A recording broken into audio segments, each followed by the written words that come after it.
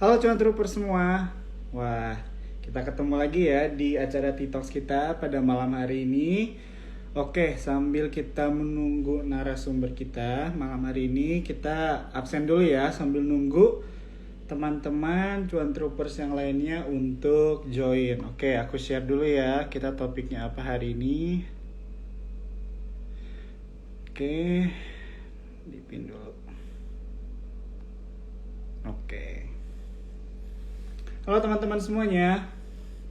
Boleh kita ini dulu ya, absen dulu nih yang nonton dari mana aja. Ya, Jumat malam biasanya orang liburan dan sebagainya, santai di rumah tapi tetap ya kalian nonton IG Live mau belajar tentang perkembangan di pasar modal. Luar biasa banget nih. Oke, kenalin nama saya Zeri Kejo sebagai salah satu financial educator dari Sukor Sekuritas ya. Pada malam hari ini kita nih mau bahas tentang berita yang lagi rame banget gitu ya, yang bukan rame, ya rame sih, bisa dibilang juga sering kita lihat ya akhir-akhir ini, di mana banyak perusahaan ya, banyak emiten itu mereka melakukan merger ya, ada akuisisi juga, ada konsolidasi juga gitu ya, lagi rame nih begitu kan. Nah, ini kan juga menjadi pertimbangan ya buat kita juga kan, wah ini kira-kira perusahaan-perusahaan mana aja nih yang seru untuk dilihat. Wah, ini ada yang bilang bajunya bikin salfok ya, nih bajunya rame ya, soalnya kemarin BBCA nya naik nih 6%, jadi lagi seneng, tapi hari ini turun, tapi nggak apa lah ya, sekalian kostum juga kan. Udah bulan masuk bulan Halloween nih ya, teman-teman di sini cuan topper udah ini belum sign up di webinar Halloween Investing Strategy buat besok. Absennya dibaca dong Koko katanya. Oh iya, tadi aku lihat ada yang dari Surabaya, ada yang dari Medan, ada yang dari Jakarta. Ya, teman-teman jangan lupa ya. Besok itu ada webinar ya, yang ngebawain salah satunya adalah dari CEO Sukor Sekuritas, Mas Bernard. Di situ akan menjelaskan nih tentang Halloween Investing Strategy. Bakal menarik banget. Teman-teman udah pada sign up belum nih buat besok? Jangan lupa ya. Nah, teman-teman juga yang di sini belum punya akun untuk berinvestasi, bisa ya cek di eform.sukorsekuritas.com ya, yang mau belajar investasi. Di Instagram kita ini banyak banget konten-konten edukasi juga yang buat pemula gitu, yang baru mau. Nah, di sini bisa nih teman-teman bisa jadi wadah untuk belajar.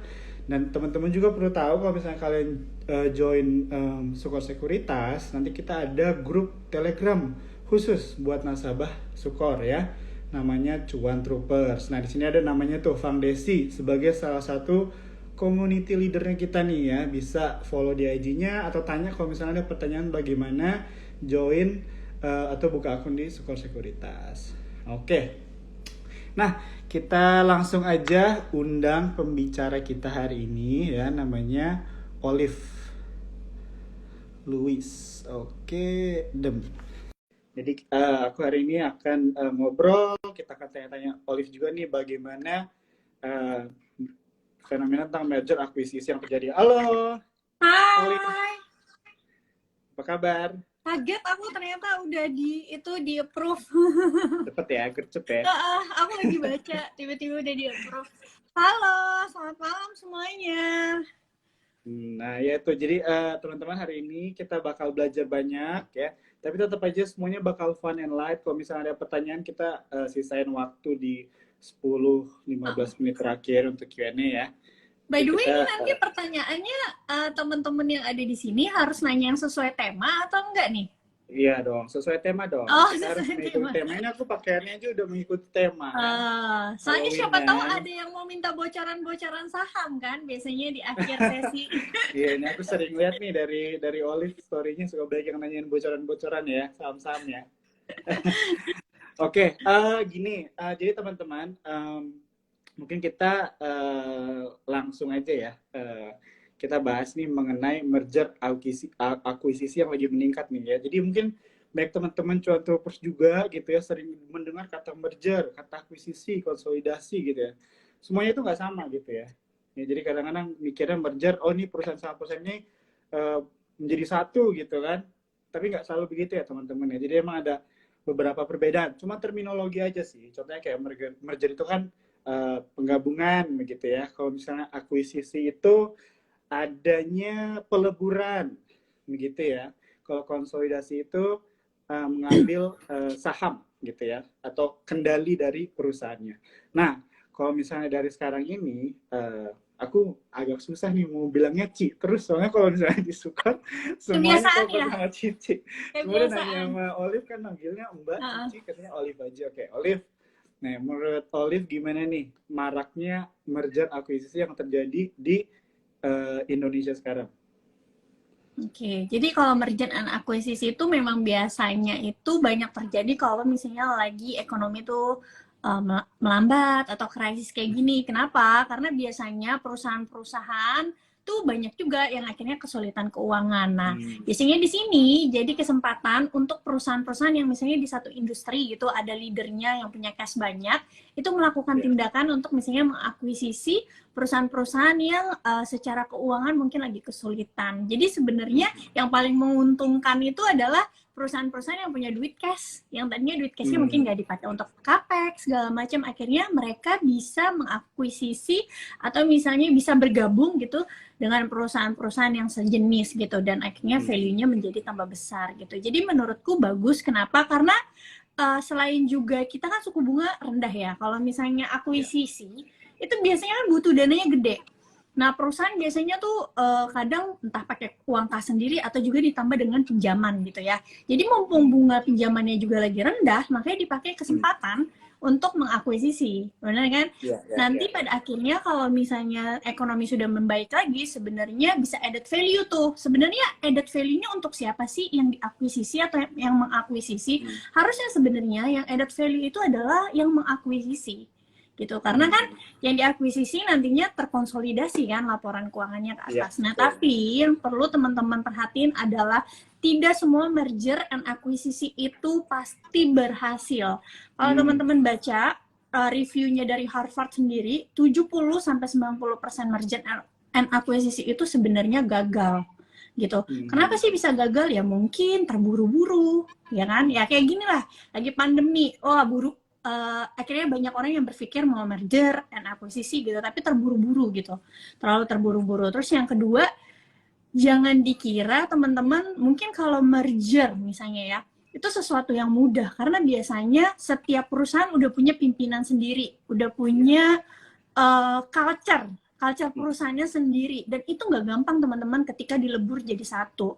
Mungkin waktu Hmm. pas pertamanya nih mau merger kayak oh ya karena kondisinya juga mau sama-sama berjuang ya di perjanjian mungkin ngomongnya yang bagus-bagus aja ya tapi pada akhirnya pas sudah berjalan tuh belum tentu semudah itu karena banyak Hmm. kepala di dalam. Kita ambil contoh aja deh misalnya BRIS, Bank Mandiri Syariah, terus BNI Syariah itu aku tahu karena maksudnya kayak suamiku punya kerjaan gitu kan kita maksudnya pakai banknya tuh dari BRIS kan karena merger Ya. ya itu termasuk di dalamnya yang sekarang akhirnya apa-apa semua mundur kan kayak gitu. Hmm. Jadi itu sih alasannya. Oke. Ya, jadi thank you banget ya Olivia jawabannya. Nah, di sini juga ada yang bertanya merger akuisisi atau apa. Tadi udah dijelasin gitu ya sama Olive juga. Jadi buat yang nanya. Jadi merger itu kalau misalnya ada let's say perusahaan A sama B. Merger itu berarti ada satu yang tetap gitu. Jadi yang satunya itu masuk ke dalam contohnya perusahaan A, B merger ke perusahaan A, B-nya hilang, A-nya tetap kan. Nah, itu mereka jadi satu. Kalau misalnya akuisisi, A sama B-nya hilang, mereka jadi C berdua gitu. Itu akuisisi. Oke, itu ya perbedaannya ya. Oke, kalau misalnya dari jawabannya Olive tadi kan berarti bisa dibilang banyak alasan kenapa perusahaan itu bisa merger sama akuisisi, konsolidasi dan sebagainya lah ya. Mereka punya corporate action sendiri lah kenapa mereka melakukan itu begitu ya.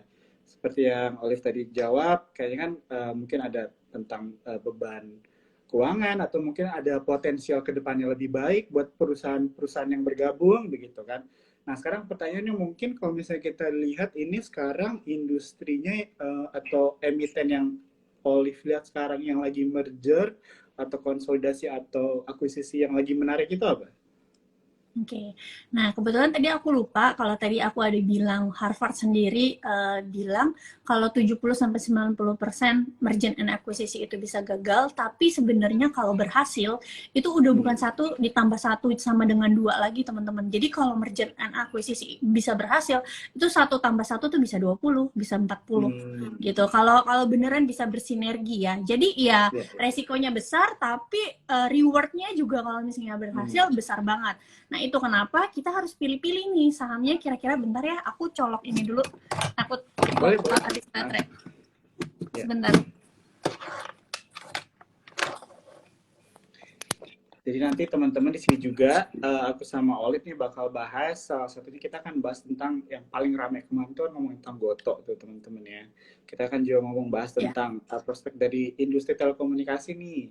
Ada beberapa soalnya mereka memang yang lagi yang merging sama akuisisi gitu. Nanti kita akan bahas ke belakangnya. Oke, boleh dilanjut, Ya. Olive. Jadi oleh karena itu, karena bisa gagal dan bisa berhasilnya gede banget gitu. Kalau misalnya berhasil, kita harus pilih-pilih. Jangan semua perusahaan yang merger and akuisisi terus kita buru sahamnya gitu. Tetap kita harus pilih-pilih lah. Paling enggak kita lihat nih manajemennya yang ngelakuin merger sama akuisisi kayak gimana. Karena kan kita kalau yang namanya investasi, ya Jo, kita kan bukan cuma ngelihat angka-angka kan di dalam perusahaan, tapi kita lihat juga nih siapa aja nih tim-tim manajemennya, bisa dipercaya atau enggak. Kalau misalnya kita bisa lihat kualitas dari manajemennya sendiri, ya istilahnya win rate-nya tuh jadi makin besar lah, nambah gitu. Porsi untuk keberhasilannya tuh jadi makin gede. Nah, kalau dari merger and acquisition yang ramai belakangan ini, 2 tahun ini, mungkin aku tuh lihat yang menurutku ya, paling oke itu udah pasti Goto. Goto tuh termasuk di dalamnya juga ada akuisisi Arto dan juga MPPA ya, maksudnya di dalamnya. Yang pertama itu, karena apa? Udah pasti ya, kalau yang namanya new economy, aku termasuk salah satu yang optimis gitu ke depannya. Karena kan lihat juga di negara luar, kan katanya dibilang kalau Indonesia itu telat lah ya, 5 tahunan gitu. Jadi aku optimis gitu.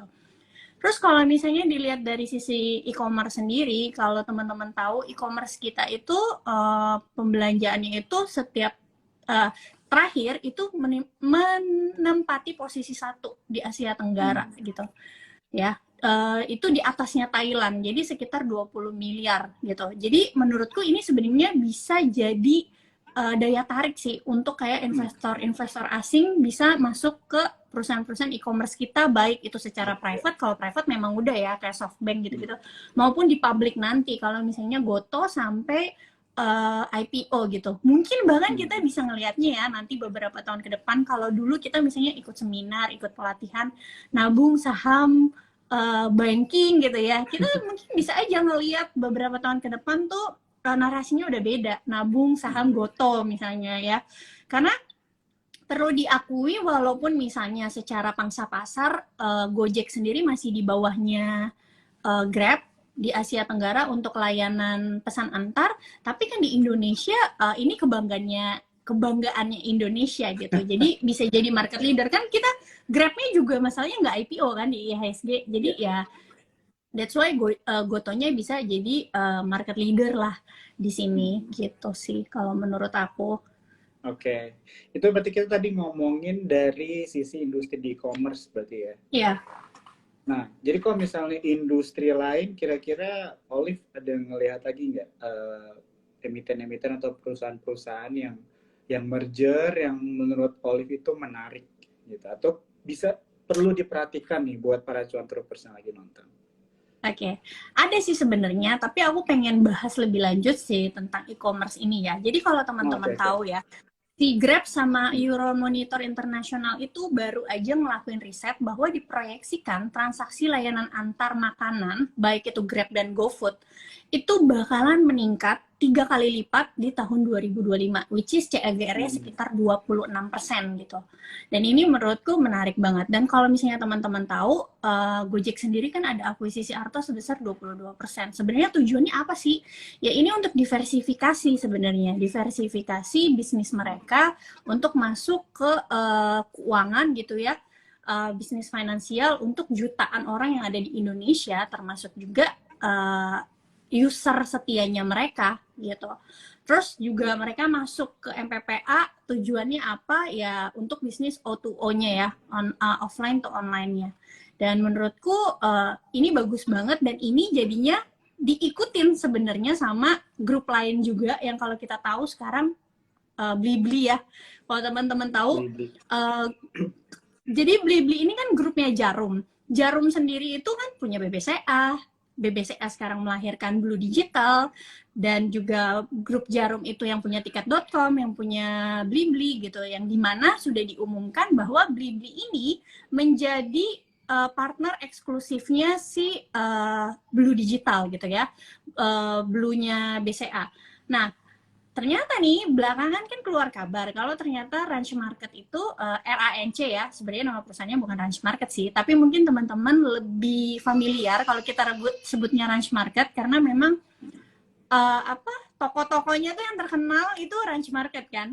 Jadi ternyata Blibli mengumumkan akuisisi Ranch Market gitu. Nah, ini berarti kan si Ranch sendiri juga menjadi ekosistem dari Blue itu sendiri gitu. Dan menurutku perbedaannya adalah antara si akuisisi Blibli ke Ranch dengan akuisisi Gojek ke MPPA. Kalau MPPA itu kan targetnya itu middle ya, kelas menengah. Kalau Ranch itu kan target marketnya middle to up gitu, karena dia barang-barangnya premium. Dan dimana menurutku memang kalau Blibli akuisisinya Ranch itu ya sesuai dengan value-nya Jarum ya, dengan BBCA-nya, dengan Blue Digitalnya gitu. Walaupun memang secara pangsa pasar, menurutku Blibli susah lah untuk ngalahin Tokopedia. Karena Tokopedia itu punya active user sebanyak 100 juta, sedangkan Blibli cuma 10 jutaan sekian.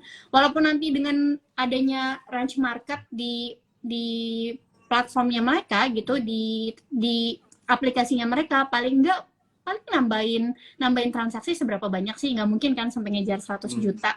Tapi jadinya segmented banget gitu, karena yang ditarget adalah orang-orang yang niche banget gitu, middle up kayak gitu. Jadi kalau misalnya untuk e-commerce-nya sendiri, aku tetap si Goto, tapi kalau misalnya ke bank digitalnya mungkin ya bisa Arto atau Blue ya. Kalau Arto sendiri mungkin karena sekarang harganya udah nggak terlalu nyaman untuk masuk gitu. Gitu sih. Iya. Cuma kalau misalkan kayak teman-teman tahu juga kan terakhir direkturnya BCA sendiri juga ada ngomong kan tentang bank digital gitu misalnya. Menurut beliau secara jangka panjang nantinya cuma ada 3 bank yang bisa bertahan, 3 bank digital yang bisa bertahan di Indonesia. Ya udah pasti apa yang punya nasabah. Nasabah itu bukan cuma dinilai dari berapa orang yang buka rekening. Jadi kalau orang bisa aja buka rekening, tapi kalau nabung kan belum tentu. Karena yang namanya sektor keuangan itu ya, apalagi bank itu, menurutku nomor 1 adalah kepercayaan. Ya, udah pasti kita kalau naruh duit di bank karena kita percaya dong sama bank itu. Nggak mungkin kita kalau nggak percaya mau naruh duit di bank tersebut gitu. Ya kan? Yang kedua udah pasti ekosistem, yang dimana ekosistem ini ya baik itu Goto, baik itu Jarum sendiri juga sudah punya gitu. Terus yang ketiga adalah orang-orang yang menahkodai gitu, yang tadi aku bilang manajemennya gitu kan ya. Kalau misalnya dilihat kedua ini kan baik Arto gengnya Pak Jerry Eng ya, yang pernah sukses dengan Genius gitu ya, kita nggak perlu pungkirin lagi lah. Kalau Blue sendiri ya kita udah lihat lah perjalanannya BCA menjadi bank yang paling dipercaya di Indonesia gitu, bank swasta nomor 1, itu bukan perjalanan yang mudah gitu. Jadi menurutku cukup sulit untuk bank lain menyamai gitu, maksudnya di luar Arto ya gitu. Kecuali kalau misalnya kita mau pilih BUMN, mungkin kita bisa ke Agro gitu. Tapi menurut aku sendiri sih kayaknya karena Agro sama BBRI sama-sama punya online kan, bank online, itu 2 yang berbeda, jadi aku lebih prefer BRI-nya gitu. Terus yang pasti ya butuh modal yang gede ya. Kita tahu lah kalau misalnya Arto sendiri kan yang backingin siapa di belakangnya gitu, Gojek, pasti ya mereka udah punya modal gede juga. Terus juga Blue dengan BCA sendiri yang pasti kekuatan duitnya juga, kalau disebutkan grupnya Jarum kan unlimited money ya. Mhm. Makanya justru aku sebenarnya penasaran banget dengan akuisisinya Ranch oleh Blibli ini, apa yang bisa dilakuin sama Jarum terhadap Ranch nanti ke depannya gitu. Supaya market share mereka bisa naik. Itu sih. Iya. Oke, jadi kalau misalnya aku dapat nih dari penjelasannya Olive sih dari tadi tentang kalau misalnya kita mau melihat atau pemilihan gitu ya saham atau perusahaan yang mau kita investasikan, apalagi yang baru merger ini kita harus melihat nih prospek sektoralnya juga kan Ya, gimana gitu ya.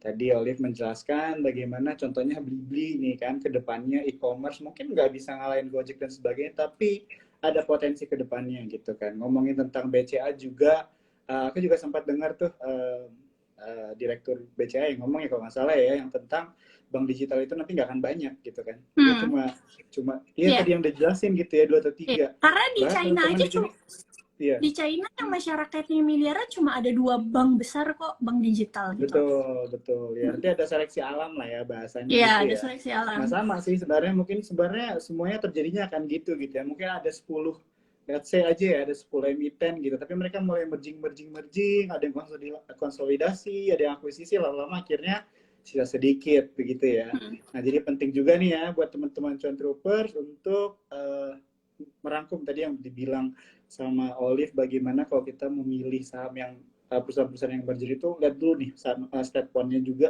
step one-nya salah satunya lihat prospek ke depannya ya dari sektoralnya dan dari bisnisnya juga. Oke oke oke. Dan juga Ah, dari tim manajemennya ya. Jangan nah dari lupa tim itu. manajemennya juga ya kita harus GCG ya benar. perusahaan. Iya, iya. Nah, kalau misalnya pertanyaan lagi, ada lagi nggak kira-kira dari sektor lain mungkin atau misalnya ada Ada. emiten-emiten yang akhir-akhir ini baru merger atau akuisisi yang Olive sendiri lagi perhatikan gitu atau insight-nya apa mungkin ada dari Olive? Ada sih. Dan ini sama juga grupnya Jarum juga. Jadi kalau misalnya tahu ya TOWR kan Menara. Iya, iya. Oh iya, Ya, iya, iya. kenapa? Ya karena kalau teman-teman lihat terakhir di laporan Badan Pusat Statistik itu yang kuartal 2 baik itu kuartal 1, kuartal 2 yang tahun 2021 itu industri yang paling bertumbuh itu telekomunikasi, infrastruktur dan telekomunikasi yang dimana salah satu di Betul. dalamnya itu adalah apa namanya ya ada tower gitu di dalam situ ya. Kenapa? Hmm. Karena kita kan pandemi ya, apa-apa sekarang serba online, jadi kebutuhan terhadap Hmm. data dan koneksivitas itu juga cukup tinggi gitu. Hmm. Gitu. Jadi kalau misalnya teman-teman lihat ya di laporan presentasinya TWR sendiri itu sebenarnya ada kok industri overview-nya ke depan kayak gimana. Menurut mereka mereka masih sangat Hmm. optimis. Apalagi di Indonesia sendiri, even di Indonesia sendiri ya, yang baru tercover 4G itu baru sekitar 50-60%. Jadi masih ada 40% wilayah yang belum tercover dengan 4G. Jadi 4G pertumbuhannya ya? itu iya, 4G. Baru nanti kan menurut mereka 2-3 tahun lagi baru bisa ke 5G. Walaupun begitu sebenarnya TWR tuh udah persiapan kok untuk 5G Hmm. mereka. Karena kan menaranya itu beda teman-teman. 4G sama 5G itu menaranya beda. Kalau yang 5G itu tambahan ada apa fiber optiknya itu kan gitu. Nah, mereka Iya. dari 2018 itu udah mulai siapin gitu. Even tahun 2021 itu fiber optiknya mereka bertumbuh sampai 84% kok Hmm. pembangunannya dan mereka udah nyiapin capex sebesar 30% gitu setiap tahunnya untuk persiapan 5G ini gitu. Kenapa Hmm. sih menurutku ini menarik ya akuisisi SUPR yang hari ini cukup mengagetkan teman-teman investor dan trader karena mungkin lihat RTI bisnis ada transaksi di pasar nego ada di pasar Iya, iya. tunai sebesar Besar. 11 triliun kan. Iya. Itu yang bikin kaget banyak orang tadi, wah ini apa, ternyata sebenarnya SUPR gitu. Jadi TWR-nya sendiri sudah masuk gitu ya hari ini. Jadi kalau teman-teman tahu TWR sendiri ini kan adalah perusahaan menara independen terbesar di Indonesia kan gitu, di mana menaranya mereka tuh udah sebanyak 21.500 menara dengan tenan tuh sebesar 40.000. Jadi tenan rasionya itu hampir 1,8 kali gitu, which is Iya. itu gede banget gitu. Dan menurutku, kalau bukan menurutku sih, memang di laporan presentasi itu juga ditulis bahwa kalau bisnis di industri ini tuh barrier to entry-nya itu barrier to entry-nya itu besar gitu. Kenapa? Karena susah untuk perusahaan baru masuk ke industri ini. Kenapa? Butuh modalnya gede. Bangun menara itu kan butuh modalnya gede ya, nggak murah. Terus yang kedua adalah kendala di peraturan pemerintah. Ngebebasin lahan itu nggak gampang untuk bangun-bangun menara. That's why mungkin juga hal ini yang bikin perusahaan-perusahaan besar akhirnya mengakuisisi yang kecil. Karena yang kecil-kecil ini kan udah pada punya menara kan, gitu. Di samping mereka juga tambah menara baru sendiri, tapi mereka akuisisi juga untuk memperbesar. Nah, setauku juga TWR tuh sebenarnya bukan kali ini aja kan akuisisi, udah sebelum-sebelumnya udah ada, tapi memang yang terbesar ini SUPR. Dan menurutku SUPR tuh kan perusahaan yang cetak profit juga ya, jadi nggak masalah. SUPR tuh peringkat ketiga perusahaan menara terbesar di Indonesia dengan jumlah tower sekitar 6.000 dengan tenan sekitar 9.000-an. Jadi akuisisi ini bisa nambahin pendapatannya TWR sebesar 2 triliun rupiah nanti ketika dikonsolidasikan gitu. Jadi kan ketika pendapatannya naik, EBITDA-nya juga naik, berarti kan nanti rasionya juga jadi lebih kecil gitu. Jadi menurutku kalau menara ya bisa sih untuk diinvestasi jangka panjang gitu. Oke, wah ini bagus banget nih. Kalau nggak salah juga pernah lihat Jo deh, ada yang nanya tentang TWR dan kamu bilang kamu tuh suka sebenarnya. Iya, jadi kalau misalnya dari aku sih, kalau aku lihat ya, aku memang kalau misalnya merger-mergernya aku paling banyak lihat prospeknya sih ke industri telekomunikasi ya, kalau misalnya kita lihat. Soalnya maksudnya setelah setelah COVID ini gitu kan, bisa dibilang setelah nggak ya, nggak tahu juga ya. Maksudnya di masa COVID inilah ya, nggak cuma Indonesia tapi di luar negeri juga, misalnya bisa dibilang ini menjadi salah satu kebutuhan dasar kita gitu kan. Kita bekerja, sekolah dan sebagainya itu membutuhkan telekomunikasi ini gitu kan. Kita membutuhkan menara begitu kan untuk membantu kita istilahnya bisa beraktivitas begitu kan. Nah, sekarang kalau misalnya kita lihat tadi ngomongin tentang telekomunikasi gitu ya dari industri ini, banyak juga kan kalau misalnya kita lihat dari kemarin itu Indosat ya sama Tri ya, mereka juga merging ya, mereka juga merging ke teman-teman. Kalau misalnya kita ngomongin tentang kompetisi ya, soalnya bisa dibilang juga sebenarnya salah satu alasan merging perusahaan-perusahaan itu kan apa, untuk mempertahankan posisi mereka di dalam industri ini. Iya, gitu. betul. Jadi bilang betul. mempertahankan posisi mereka di dalam lapangan kompetisi ini gitu kan. Ada saying bilang if you can beat them, you join them gitu kan. Kalau lo nggak bisa ngalahin mereka ya udah gabung aja gitu kan. Nah, salah satunya itu kemarin itu Indosat sama Tri itu sempat rame juga gitu ya dibahas, soalnya total aset dari Tri sama Indosat ini mereka tuh ngalahin Telkomsel gitu kan. Kalau misalnya tulis kasar hasil kasarnya total asetnya itu lebih besar dari Telkomsel. Telkomsel tuh asetnya itu cuma 107 T, kalau Excel sama ISAT sama Tri itu digabungin tuh 113 T gitu kan, lebih besar. Walaupun sebenarnya kinerja keuangannya dibilang Telkomsel itu masih lebih bagus. Nah, tapi kan ini sebenarnya bisa dibilang juga mengubah peta persaingan lah ya, bisa dibilang kayak gitu ya. Jadi bilang di dalam prospek untuk saham telekomunikasi gitu. Nah, kalau misalnya aku lihat sih ya sebenarnya balik lagi ke poin yang Olive bilang di awal sih, aku ngelihatnya yang merging itu benar, nggak semuanya itu prospektif gitu ya, nggak semuanya menjanjikan. Tapi aku ngelihat dari industrinya, dari sektoralnya. Kalau aku menurut aku di industri telekomunikasi ini promising gitu kan, masih dibutuhkan gitu kan, masih hijau dan sebagainya, masih banyak bisa dibilang mau 5G lagi in a couple years gitu kan, berarti kan masih akan terus berjalan gitu kan. Jadi buat aku ini bisa dibilang menjadi salah satu industri yang menarik gitu. Nah, sekarang tinggal pemilihannya nih kan, saham-sahamnya emiten-emiten mana nih jagoan-jagoannya di industri ini, itulah yang kita pilih gitu sih kalau aku lihat. Kalau kamu lebih suka yang telkonya atau bener-bener yang pure menara? Aku sebenarnya kalau telkonya sih. Iya, gitu. Itu sih. Apa dong? Kasih bocoran dong. Enggak. Di sini kita nggak bocoran. Di sini kita bahas nih Soalnya nih kita nggak bocoran, nanti maksudnya story aja kali ya, Oke. Olive ya.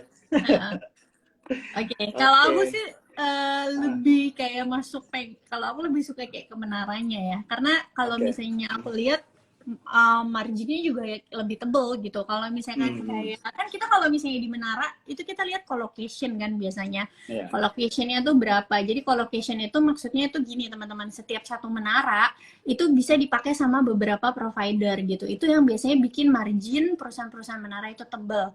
Kayak misalnya contoh teman-teman lihat TOWR gitu, dia kan gross profit marginnya tebel tuh sampai 70% gitu ya. Itu karena Hmm. satu menaranya dia itu ya bisa dipakai 2 sampai 3 provider.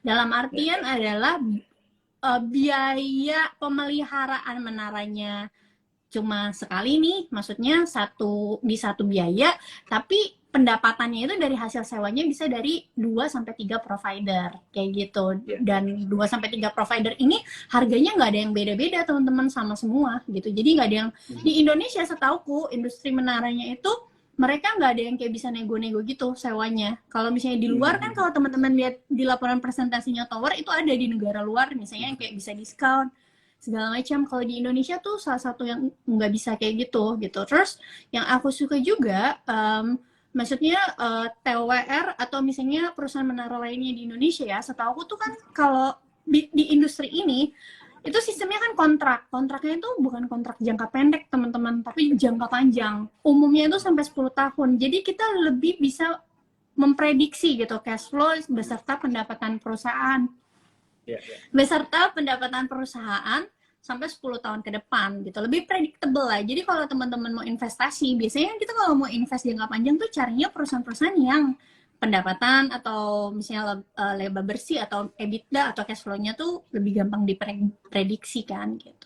Dan setahu aku si TWR ini tuh nggak bisa di cancel di tengah jalan kontraknya, dan rata-rata biasanya tenan-tenan mereka tuh setelah habis kontrak 10 tahun lanjutin lagi kontraknya. Kenapa? Karena pindah pindah Hmm. menara atau ganti menara dari perusahaan satu ke perusahaan lainnya itu teman-teman gak murah, butuh biaya relokasi yang gak sedikit kan. That's why itu Hmm. kenapa banyak tenan-tenan yang biasanya memperpanjang usia kontraknya di perusahaan-perusahaan menara gitu. Selain juga butuh biaya relokasi kalau misalnya pindah menara, selain itu juga bisa jadi ya apa namanya jaringannya tuh belum tentu sebagus menara yang lama kayak gitu. Jadi sebenarnya economic moodnya tuh gede sebenarnya di industri ini gitu.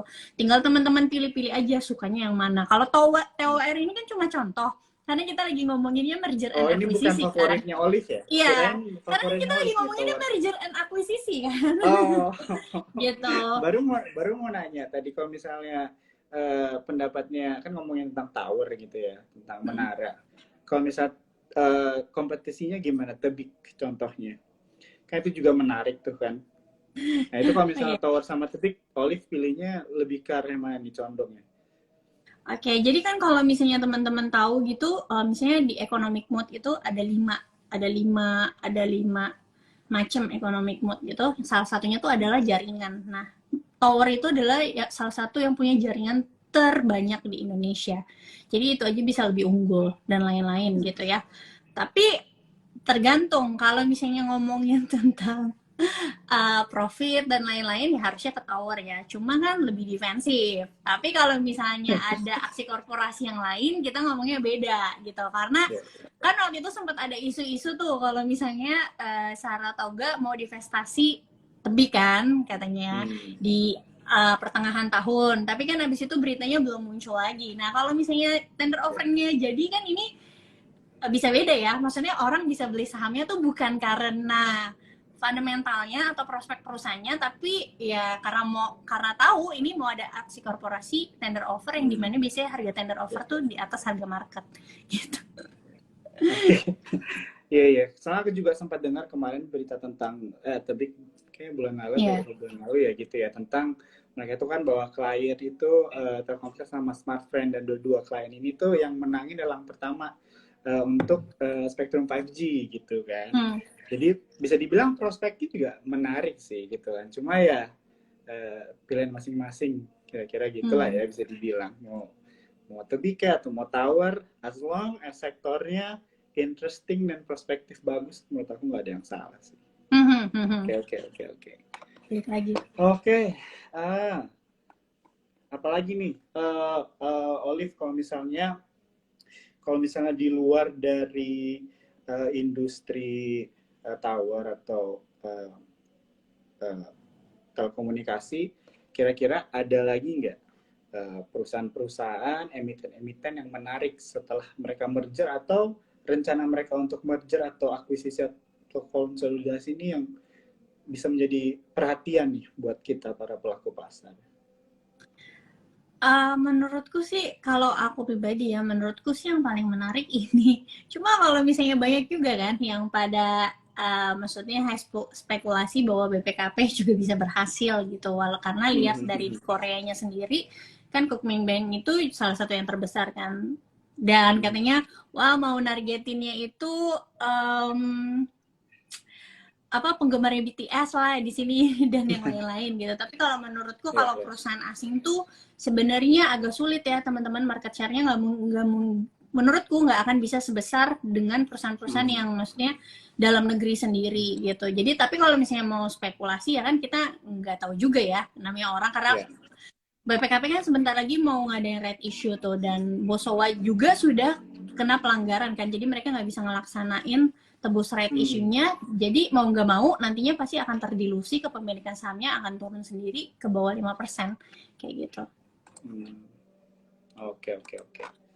Nah, tadi sini mungkin sambil kita lanjut ngobrol, tadi di sini aku mau ngingetin dulu ya buat teman-teman yang lagi nonton, jangan lupa besok itu ada webinar dari Sukor Sekuritas. Kita kan bahas tentang Halloween Investing Strategy.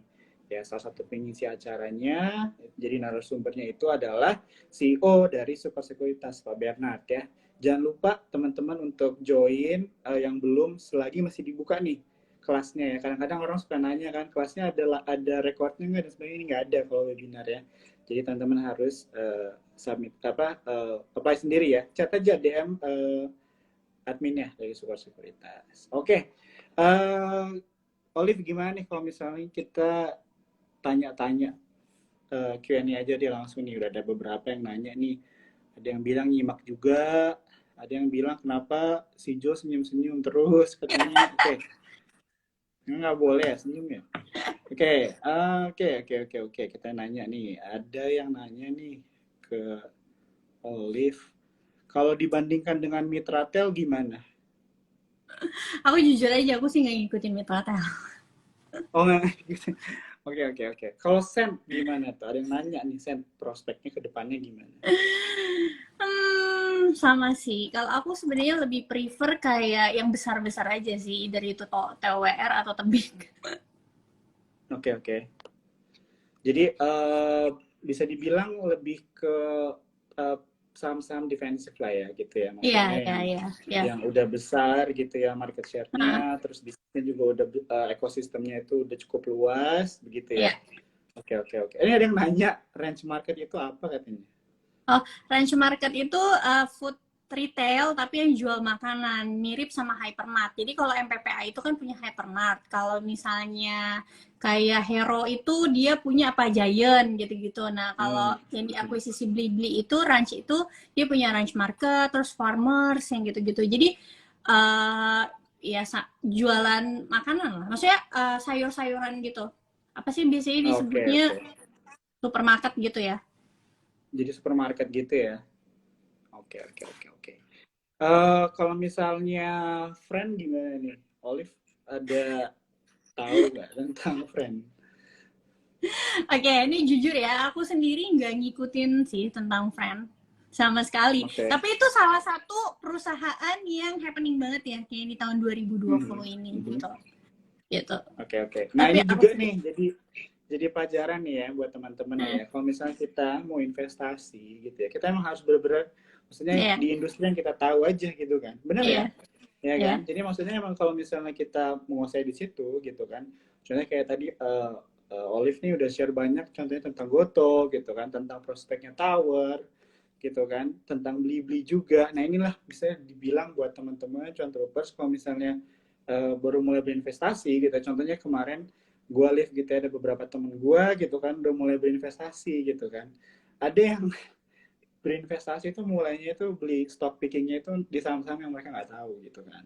Akhirnya portofolionya itu benar-benar merah dan mereka belum tahu yang namanya cut loss, belum tahu yang namanya stop loss gitu kan. Udah benar-benar parah gitu kan. Tapi ada juga beberapa yang disarankan kalau misalnya untuk para pemula. Mungkin sih ada beberapa teman kita yang baru mau mulai berinvestasi dan sebagainya. Seperti yang udah Olive tadi bilang gitu ya. Di saham-saham yang market share-nya udah besar, market cap-nya udah besar, atau bisa dibilang apa? Di blue chip gitu ya, di tier 3, saham-saham tier 3. Nah, ini juga bisa dibilang sih sebenarnya salah satu strategi dari portfolio managing kita juga ya, teman-teman ya. Kalau misalnya kita kan saham itu ada beberapa lapis gitu ya. Kalau misalnya kita porsinya banyaknya di saham lapis blue chip gitu ya, yang lebih defensif, lebih aman gitu kan. Kalau misalnya kita pendapatannya udah bagus dan sebagainya, ekosistemnya besar begitu kan, mungkin nggak terlalu fluktuatif, tapi di sini lah. Tapi kalau misalnya kita lihat tren dari ke belakang, mereka terus naik nih. Contohnya contoh sejuta umat BCA gitu ya kan. Kalau misalnya kita, nah inilah bisa menjadi istilahnya buat teman-teman kalau misalnya menentukan saham-saham yang kita mau punya gitu di portfolio kita dari cara pemilihan lapisan-lapisan saham yang ada gitu ya. Nah oke. Ada yang Aku nanya tuh nih, sebenarnya ada juga sih saham-saham kayak lapis 2 gitu ada, oh tapi cerita dong. bener-bener aku pilih yang kayak aku tuh tahu story-nya, karena bener kalau misalnya kita nggak tahu ya teman-teman apa yang kita beli, kita tuh nanti jadi Betul, bingung, jual jadi bingung. betul, Kalau betul. beli itu gampang, beli itu paling gampang. Beli itu dengar kata orang, beli ini aja, lihat postingan orang, beli ini aja, beli gitu ya kan. Tapi Iya, iya. bagian jual itu ketika untung bingung, ini udah layak dijual nggak ya, nanti tambah naik nggak ya, atau misalnya aduh jual aja nggak ya, takut turun nggak ya, atau misalnya even keadaan rugi pun orang masih bingung gitu untuk Iya, jual iya, atau iya. enggak aja. Kenapa? Karena biasanya nggak tahu alasan belinya apa gitu, misalnya ikut-ikutan orang yang tanpa kita tahu, misalnya siapa tahu orangnya udah cut loss atau udah taking profit. Jadi misalnya orangnya kasih rekomendasi nih di IG story katakanlah, tapi mungkin pas cut loss atau pas udah taking profit nggak kasih tahu gitu. Akhirnya kita bingung sendiri karena nggak tahu Iya, alasannya iya. itu kenapa. Sebenarnya kalau baca apapun itu, termasuk baca apa yang aku tulis, itu teman-teman harus cari tahu secara lanjutan biar teman-teman punya alasan kenapa teman-teman beli gitu. Kayak misalnya aku punya saham kecil yang dulunya nggak terkenal gitu, terus jadi sekarang jadi besar gitu. Salah satunya misalnya Asa gitu, tapi itu karena aku benar-benar pelajarin perusahaannya gitu. Sebelum aku beli, bahkan waktu aku pelajarin itu aku nggak langsung beli di hari itu. Jadi aku pelajarin sendiri, terus aku ngobrol sama orangnya, maksudnya yang lebih ahli dari aku ya, Iya, iya. baru aku ambil keputusan beberapa waktu kemudian gitu. Cuma dalam artian gini ya teman-teman, kalau blue chip itu bukan berarti semua blue chip tuh bisa kasih kita keuntungan gitu. Betul. Oke. Bukan semua, nggak mesti semua blue chip bisa kasih kita keuntungan, tetap kita harus lihat sektor dan industrinya. Kalau misalnya kita beli sektor dan industri yang tepat, itu ya menurutku kita bisa taruh duit yang lebih besar di pemenangnya gitu ya, di pemimpin pasarnya di dalam situ gitu. Oke. Kan kalau misalnya mungkin kita sedikit melenceng dari topik nih kan, tapi ngomongnya tetap ngebahas tentang ini kan apa grup apa yang menarik nih, yang merger ini kan. Nah sekarang kan bisa dibilang ini sebagai salah satu step atau langkah dari pemilihan kita mencari saham yang tepat gitu kan. Nah kalau misalnya tadi kan Olive udah jelasin sedikit nih tentang langkah-langkah apa aja yang Olive ambil gitu kan sebelum istilahnya melakukan pembelian. Tadi kan Olive bilang kalau beli gampang, aku setuju banget tuh. Kalau beli mah kayaknya cepet gitu, tapi pas jualnya kan ini udah untung tapi bisa lebih untung lagi nggak gitu kan, atau ini udah rugi tapi bisa untung nggak ya kira-kira untuk balik modal gitu kan. Nah itu benar gitu loh, aku setuju banget. Nah mungkin Olive ada sedikit bisa nggak kasih insight atau sharing gimana nih caranya buat teman-teman istilahnya sebelum melakukan pembelian gitu kan, apa yang perlu diperhatikan, sama pas penjualan itu apa nih hal-hal apa yang perlu kita perhatikan juga. Oke, jadi kan mungkin teman-teman ada yang belum tahu aku itu siapa gitu. Jadi aku kan di sini aku invest juga dan aku trader juga gitu. Maksudnya, tapi bukan trading for living gitu ya teman-teman. Aku swing trader gitu. Jadi kita harus tahu dulu nih. Pertama kita harus pilih mana saham yang emang buat diinvest, mana saham yang memang buat trading gitu ya. Karena setiap Hmm. saham itu karakternya itu bisa berbeda-beda. Contoh misalnya seperti tadi yang Joe bilang gitu, apa beli blue chipsnya, karena biasanya blue chips itu lebih defensif gitu ya Betul. di tiap sektor, dan biasanya cocok untuk di investasi. Tapi kalau kita mau Ya. trading misalnya, karena industri itu atau sektor Hmm. itu lagi bagus, kita bisa masuk nih ke second linernya gitu ya kan, Ya, kayak ya, gitu. ya. Nah, jadi awal tuh kita pasti harus tahu dulu nih perusahaan tujuannya buat apa, mau invest atau buat Hmm. trading, biar kita nggak bingung. Nah, kalau kita mau invest, Hmm. udah pasti dong kita harus pelajari nih fundamental perusahaannya, gitu kan. Ya, ya. Fundamental itu teman-teman harus dua hal, bukan cuma angka, bukan cuma kuantitatif. Balik lagi seperti yang aku bilang di awal, Hmm. ada faktor kualitatif. Kualitatif itu baik itu dari MOD dan juga GCG perusahaan. Itu dulu yang teman-teman harus tahu. Nah, pertanyaannya adalah apakah valuasi itu adalah poin pertama ketika kita mau berinvestasi? Jawabannya itu enggak, teman-teman. Kecuali kalau kita tipenya deep value investing ya. Kalau deep value Hmm. investing itu kan cari perusahaan yang PBV-nya di bawah 1, PI-nya di Ya. bawah 10, itu deep value investing. Nggak peduli Ya. dia ada growth atau enggak. Tapi kalau misalnya, maksudnya ada prospek ke depan atau enggak gitu ya. Hmm. Tapi Hmm. kalau high value investing gitu, high quality, itu kita carinya perusahaan yang bertumbuh. Jadi walaupun Ya. kita nggak beli perusahaan yang under value banget, katakanlah dari nilai wajarnya, kita beli di harga wajarnya aja itu udah bagus. Nah, gimana caranya kita bisa tahu mana harga wajarnya? Bisa dari dua hal, relatif dan juga intrinsic value. Terserah teman-teman lebih nyamannya di mana. Tapi sebelum kita masuk ke valuasi, kita harus tahu dulu nih bibit bebet Hmm. bobot perusahaannya kayak gitu. Oke, oke. Apakah kalau kita valuasi harus pakai DCF gitu yang paling bagus pasti win rate-nya paling paling tinggi? Enggak juga teman-teman, karena enggak semua saham itu bisa kita terapin DCF, karena nah yang namanya DCF ya, discounted cash flow, butuh ada cash flow di situ. Jadi menurutku, aku pribadi gitu ya, aku sering banget kok pakai maksudnya relative valuation, dan menurut aku itu masih ngasih keuntungan gitu. Jadi kalau Hmm. yang mudah aja masih kasih keuntungan, make it simple. Kalau menurutku kalau kita Hmm. investasi dan trading, make it simple. Kalau investasi ya simple aja gitu, selama relative valuation masih bisa nguntungin, aku masih masih pakai, walaupun aku bisa juga ngitung intrinsic value Hmm. gitu. Biasanya cuma buat acuan aja nih, oh kira-kira bener nggak ya harganya bisa nyampe ke situ. Kalau misalnya trading ya jangan kebanyakan indikator gitu.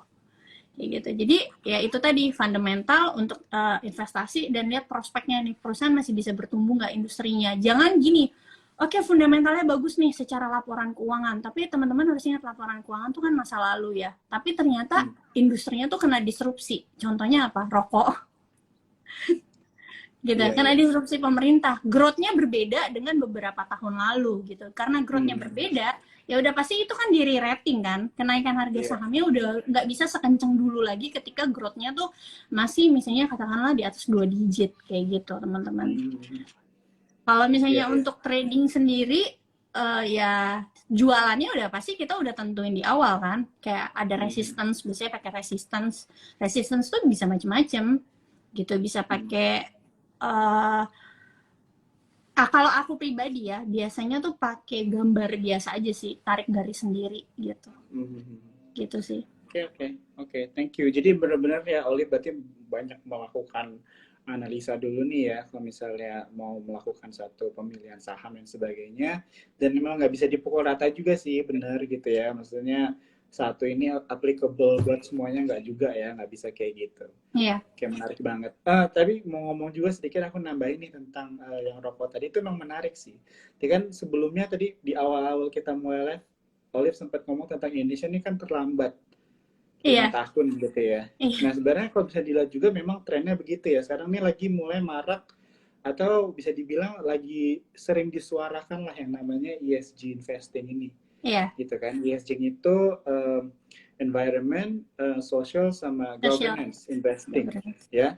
Ya jadi kalau misalnya teman-teman di sini udah tahu sekarang banyak perusahaan-perusahaan atau bisa dibilang masyarakat dan pelaku pasar itu memang mereka memperhatikan bagaimana satu perusahaan itu mengelola bisnisnya begitu kan.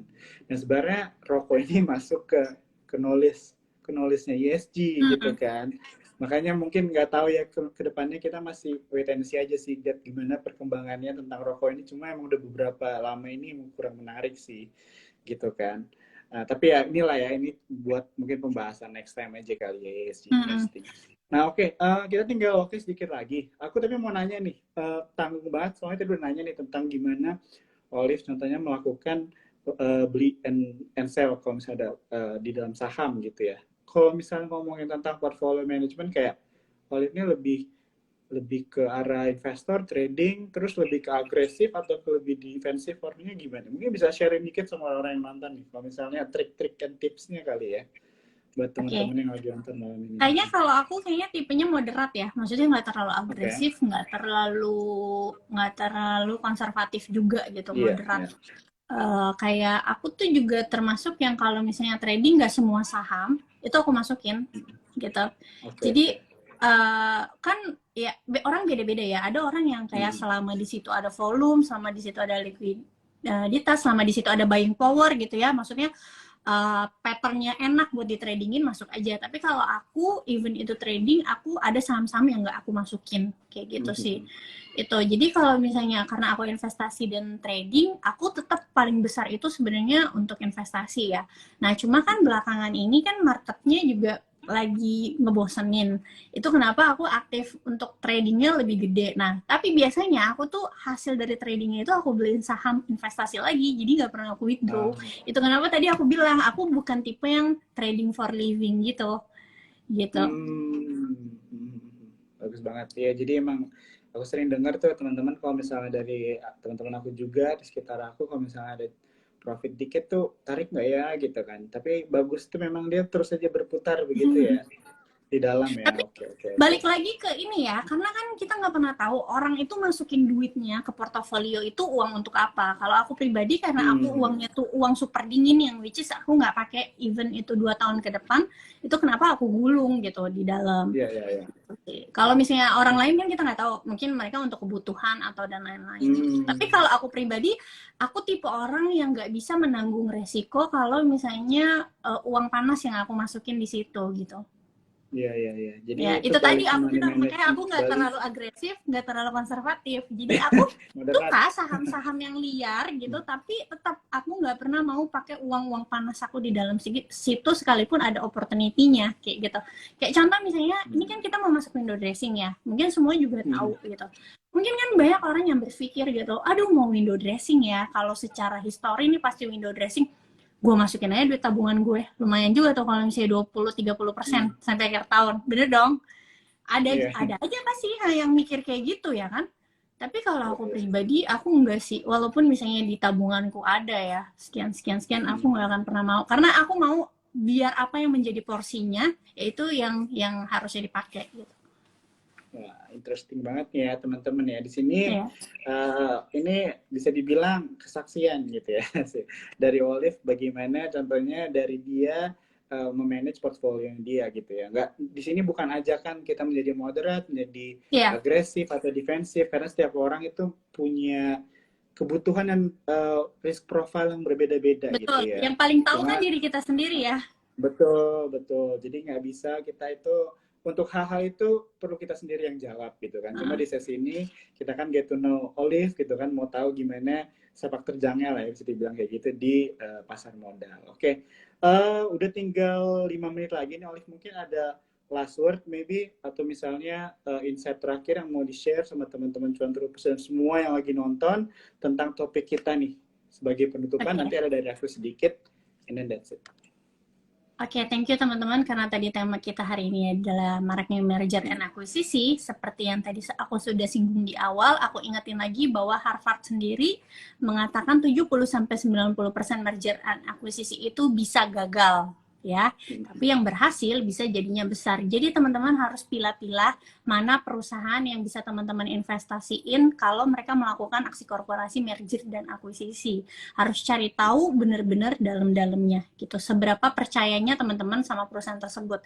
Karena yang namanya kita investasi, kita tuh taruh uang kita percaya uang kita sama manajemen, submanajemen ngembangin perusahaannya, maka uang kita bisa bertumbuh. Kalau teman-teman gak ada rasa percaya itu, akhirnya nanti teman-teman terombang-ambing di tengah jalan. Nih perusahaan bisa bertumbuh ya, atau enggak ya harga sahamnya turun nih perusahaan jelek ya. Padahal kalau teman-teman tahu harga perusahaan turun itu belum tentu menggambarkan bahwa perusahaan tersebut itu jelek. Harga Hmm. harga saham naik belum tentu menggambarkan bahwa perusahaan tersebut naik gitu.